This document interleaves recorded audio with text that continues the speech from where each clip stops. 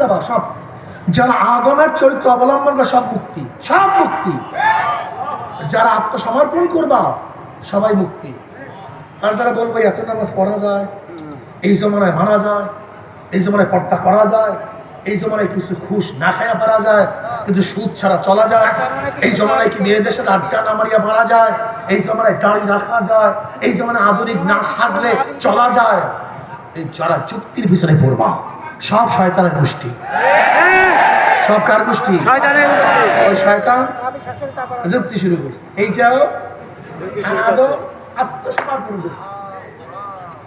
যারা বলবো আল্লাহ আমি দুর্বল, তুমি যা হুকুম করছো তৌফিক দাও আল্লাহ, তৌফিক দাও আল্লাহ, আমি চেষ্টা করব।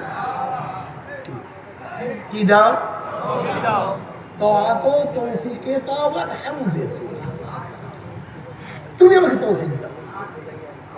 আমি পারবো না, আমি তোমার কথা চলার জন্য পাগল হয়ে গেলাম। যা আমি শুরু করলাম, জানি না আমি পারবো কি পারবো না, বুঝাতে পারি।